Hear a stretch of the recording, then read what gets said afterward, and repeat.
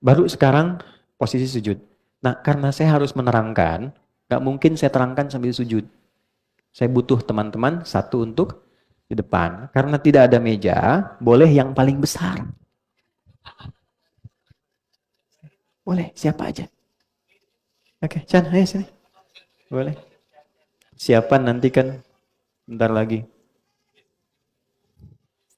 Ya, bismillah. Maju ke depan. Ngadep kemana? Sana Madrid, sana Dortmund. Kira-kira mana? Ya, kalah 2-0 ya. Saya nggak nonton. Baca sini aja ya. Sudah fokus teman-teman? Belakang kelihatan ya? Oke, silakan sujud. Nah, ya. Maafkan saya ya kalau nanti agak lama misalnya. Teman-teman, mohon izin, mohon dilihat baik-baik. Kalaupun tak nampak sekarang, ini kan direkam nanti bisa dicek kembali. Satu, saya bacakan hadisnya dulu ya. Nah, duduk sebentar. Biar nggak pegal. Ini hadisnya dari Ibnu Abbas radhiyallahu taala anhu. Terdapat di Sahih Al-Bukhari. Nomor hadis 814. Oke? Saya bacakan hadisnya, kata Ibnu Abbas radhiyallahu taala anhuma, umirtu an asjuda ada sab'ati a'zamin. Aku diajarin Nabi, diperintah Nabi untuk sujud dengan menempelkan 7 anggota tubuh. Ada berapa? Ingat 7 ya. 1, halal jabah, kening. Ini. Oke, nanti fokus ya. Yang rambutnya panjang, yang laki-laki, nanti ada babnya sendiri. Yang pakai mukena perempuan, atau kerudung, atau jilbabnya, nanti ada babnya sendiri. Saya tunjuk dulu, kening. Wa asyara, perhatikan, ila anfihi. Dan saat menyebutkan kening, Nabi pun menunjuk ke hidung. Begini. Oke, tapi yang disebut apa? Kening. 1. 2, perhatikan kalimatnya, yadain au kaffain, 2 telapak tangan. Dihitung 2. Kening 1 tambah 2 berapa? 3. Oke. 4 dan 5, rukbatain, 2 lutut. Baik, 1 tambah 2, 3 tambah 2, 5. Kemudian yang terakhir, atraful qadamain, 2 kaki dengan melipat bagian jemarinya. Tambah 2 berapa? 7 ya, di 2 kaki. 1 tambah 2, tambah 2 lutut, tambah 2 di kaki. Oke, 7. Pastikan itu. Baik, untuk hidung, karena ditunjuk, maka di sini ada hukum khusus, ditafsil namanya sama ulama. Dia tidak berhukum wajib. Oke, bukan anggota, tapi dianjurkan sunnah. Melihat kepada tempat. Kalau tempatnya bersih, baik, menempel bagus. Dan nanti akan jadi ukuran biasanya kalau kening bagus, hidung tuh insya Allah tuh nggak akan ada masalah. Mau mancung, mau biasa nggak ada masalah. Oke? Kecuali Pinocchio lah. Ya. Kemudian yang kedua yang repot itu adalah kalau sedang sholat di tempat yang tidak semacam ini. Oke? Misal di tanah biasa yang bersih, tapi kan kalau hidung nempel terhirup jadi bahaya. Maka tidak harus menempel. Jelas ya? Itulah sebabnya Nabi tunjuk itu untuk memberikan kesan, lihat tempat kamu sujud. Yuk kita mulai. Bismillah. Silakan. 1, kening. Nah, tahan ya teman-teman sekalian. Sekarang sebelum ke kening, saya ambil posisi telapak tangan dulu. Nah, jangan diangkat dulu, duduk sebentar. Teman-teman lihat sini ya. Takbir ya. Ya, takbir. Yang sudah pernah kita belajar bersama. Kan takbir itu bisa di sini. Oke, sejajar dengan bahu, hadwaman kibaihi, atau di sini sejajar dengan daun telinga. Jelas ya?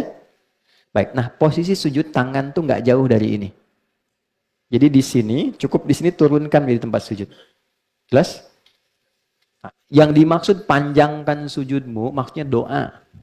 Ada hadis lain mengatakan fa'akthirud doa. Maksudnya doanya, bukan tangannya manjang ke depan.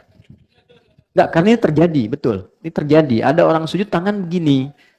Oke, nah normal aja, tangan seperti kita takbir, simpan tangan di situ. Jelas? 2, ini agak dalam. Lihat baik-baik, ini tidak merapat ke sini. Bukan rapat, tapi tetap buka ke sini. Termasuk perempuan. Ya deh? Lihat baik-baik, hadis merapatkan perempuan itu awalnya terkait dengan saat berdiri. Kerapatkan begini, ada begini. Kenapa? Ada penjelas menerangkan bahwa pakaian dulu kan nggak seperti sekarang perempuan. Ada mukena, ada macam-macam, terus terjaga. Ketika terbuka begini, kainnya terangkat. Maka agak menutup seperti ini, sehingga dibedakan dengan laki-laki. Asal dasarnya sama saja, kalau pakaian sudah cukup baik, nggak ada masalah, nggak ada perbedaan laki-laki perempuan. Bahkan, kalau tangan begini saat sujud rapat, itu Nabi langsung melarang. Ya, awas, berbahaya, bahasanya berbahaya, jangan lakukan. Kenapa? Karena saat sujud, darah tuh dipompa terus ke otak tuh. Saat ditekan diafragma tertekan, tuh orang bisa sesak di sini. Untuk itulah diminta dilebarkan. Karena ukuran orang Arab dulu besar, ya kan? Nabi katakan coba engkau buka sedikit begini supaya anak kambing bisa lewat ukurannya. Anak kambing disebut tuh orang Arab zaman dulu. Jadi Anda jangan bayangkan sujud benar lah kambing lewat dulu sini, depan lah kambing bawah tuh sini. Ya kan? Nggak begitu, maksudnya kasih space di sini supaya nggak nekan ke diafragma. Jelas? Ya, kalau kita kucing lah gitu kan, anak kambing kebesaran kan. Baik, jelas ya? Oke, sekarang silakan. Telapak tangan, posisinya jelas. Ya, kening. Oke. Nah, sekarang ini ya, di bagian sujudnya, perhatikan baik-baik. Ini tidak terlalu maju ke depan sehingga ini naik, tidak manjang sehingga ini rata. Paham? Ini normal ini aja segini bagus, cukup baik. Lalu yang paling saya notice adalah satu. Ini sudah bagus, bagian kaki belakang. Oke? Nah, teman-teman tampakkan di sana ya. Coba difokuskan ke kaki belakang. Saya maafkan ya. Ngadapnya ke arah sini coba. Seksi dulu. Supaya dilihat kakinya. Oke, nah ini udah bagus. Kakinya ditutup bukan dibuka. Jadi bukan begini. Oke, tapi begini. Jangan tanya kenapa dulu ya. Biar ikuti aja dulu. Yang begini. Baik ya? Dah, ini begini. Udah bagus. Satu kening. Kemudian dua telapak tangan. Sudah. Sikunya tidak begini. Tidak ke dalam begini. Nggak usah nengok sedang sujud. Ini. Tidak juga terlampau begini. Ya. Sehingga saling sikut dengan yang di samping. Ini biasa aja saat bertakbir begini. Oke, belakang seperti itu. Bisa dipahami? Baik. Silakan. Kembali ke tempatnya. Sudah. Tenang dulu. Jangan dulu berdoa. Pastikan posisi itu dulu. Hadis yang kedua. Idza sajadta wa kama qala famakkin sujudaka. Kalau Anda sujud kata Nabi, engkau kokohkan dulu sujudmu. Jangan langsung doa. Tempelin yang enak. Ya, sampai nempel betul. Kening tempelin. Makanya teman-teman tempat sujudnya kalau bisa jangan terlalu empuk. Ya. Supaya nempelnya enak. Gitu. Ya, karena itu di atas bantal nggak boleh sujud. Terlalu empuk. Sejadah coba cek kalau terlalu empuk tuh yang membuat nggak nempel, nggak ngerasa nempel tuh, ya itu kurang dianjurkan. Ya. Jadi kalau pas nempel tuh terasa betul sehingga ada nempel nanti saat darah mengalir ke otak tuh kalau kita sedikit MRI itu ada kayak titik God spot di sini. Sampai ngerasa tenang di situ, nyatu. Nah biasanya kalau energinya sudah ke situ ada rasa nyaman, ada tenang, ada ketundukan. Awalnya kalau belum benar pusing dulu tuh. Gitu awalnya. Nah, nanti nempel semua. Ini nempel. Kalau sudah nempel betul ada sensasi yang berbeda pada diri kita. Jelas? Oke. Jadi itu dulu yang pertama saya tekankan. Tempelkan dulu dengan baik. Rambut panjang tidak harus diikat. Laki-laki ya, bukan perempuan. Biarkan dia terurai. Dengan catatan tidak menutupi keningnya. Oke, kalau 1-2 menutup, masih kena kening, masih nempel, itu sah. Walaupun makruh. Makruh tanzih istilahnya. Kalau bisa dihindari. Karena nggak disukai, tapi tetap sah. Ya, karena itu Nabi pakai imamah yang di bulat itu. Ya, kita pakai peci sekarang. Ya, itu salah satunya bukan ingin membuat penampilan performance sebagai tidak. Asal katanya supaya akarnya rambut ini yang mungkin panjang tertutup sehingga tidak terlalu menutup bagian saat kita sujud. Ya, tapi kalau dia tak pakai peci, justru kebalik. Jangan diikat, biarkan aja. Karena pada dasarnya nggak ada orang rambut ke depan begini kan. Pasti ke samping kan. Ya kalaupun sujud dia terurai. Nah, ada riwayat mengatakan ketika dia sujud dan terurai pun itu sebetulnya rambut ikut sujud. Gitu. Tapi dia nggak menutup kening. Kalau nutup semua maka tidak sah. Jelas ya? Kalau masih masuk sebagian, nempel dia, walaupun terhalang 1-2, itu tetap sah dia sujudnya, walaupun sifatnya makruh. Sebaliknya perempuan, nggak boleh ada satu rambut pun. Apa masalahnya? Bukan karena menghalangi, tapi aurat bagi perempuan. Jelas? Yang harus ditutup. Nah, kemudian yang kedua, kain. Bagaimana statusnya mau kena? Kan nempel di sini ya. Nah, mau kena, dapat mungkin tidak menutup bagian keningnya. Buka, supaya keningnya menempel. Ya, kalau dia terhalang, sama sekali nggak nempel, dahi dengan kena mau kenanya, maka salatnya tidak sah. Berbeda dengan mau kenanya jadi alas. Pakai jilbab, nutup, mau kena karena misalnya di Arafah panas nih, dipakein jadi alas, itu tetap sah. Malah sah. Ya. Antum pakai sorban di sini. Ya, itu ada sanadnya tuh. Sanadnya dari sahabat Jabir bin Abdullah. Jabir bin Abdullah tuh pernah lepas sarung, pakai celana segini, sarungnya dilepas. Dijadiin sorban begini. Itu nasabnya selepet begini tuh ya, kayak gini tuh. Itu Jabir bin Abdullah. Itu bukan ngarang, ada hadisnya. Diprotes, tanya, kenapa mesti dilepas? Kan bagus dipakai. Iya, bagi kita yang punya. Tapi nanti kelak kita temukan orang-orang yang mungkin gak seperti kita. Pakaiannya terbatas. Saya contohkan begini supaya orang tahu pakai begini pun sah. Anda punya sarung, pakaian bagus. Di daerah tuh kan ada yang celananya segini, cuma pakai kaos. Dia tanya, saya sholatnya sah nggak? Agama ini mudah, jangan dipersulit. Maka kalau dipakai di sini jubahnya, kemudian sorbannya, lalu sujud, kena ke sorban, sholatnya nggak sah. Ya, tapi kalau sorban dibentangkan begini, tidak menempel di sini, itu sah.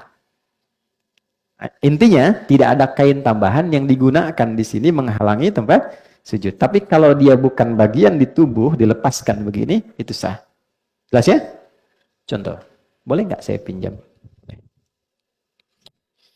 kasih. Sebentar. Nah, teman-teman contoh begini ya.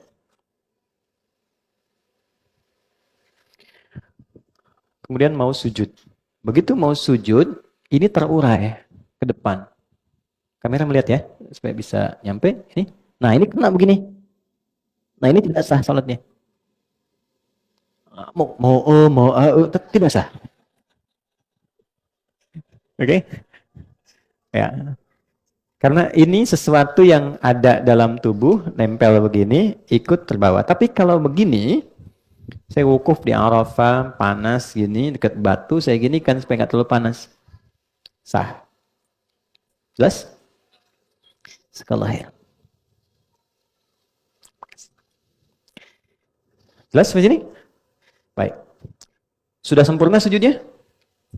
Belum, karena belum berdoa. Belum, baru sujud. Sekarang doanya biasanya apa? Yang kita baca? Nah, kita punya 2 menit lagi. Doanya bisa Subhana Rabbiyal A'la. Boleh tambah Subhana Rabbiyal A'la wa bihamdi. Ada lagi satu lagi. Subhanakallahumma Rabbana bihamdi. Allahumma gfirli. Sudah? Baik.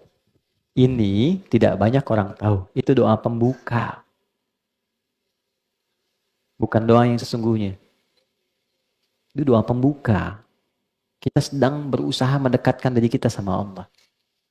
Subhana rabbiyal a'la wa bihamdi. Ya Allah, Engkau yang maha tinggi. Saking agungnya, aku tundukkan bagian terhormatku hanya untukmu. Kan kehormatan manusia itu di kepalanya. Begitu dia bisa jatuhkan ke bawah, itu sedang merendahkan dirinya. Itu di Romawi kan, dia sujud tuh. Kan? Persia, dia ruku. Karena merendahkan dirinya. Kita jatuhkan kehormatan kita di hadapan Allah untuk mengagungkan Allah. Dan aku lakukan ini sebagai pujian kepadamu. Maka berlakulah hukum. Perhatikan hukumnya. Tatkala Anda merendah, Allah angkat Anda. Tapi ketika Anda meninggi, Allah rendahkan Anda. Dalam semua aspek kehidupan. Anda boleh hebat jadi suami, tapi kalau Anda terlampau tinggi, Allah jatuhkan.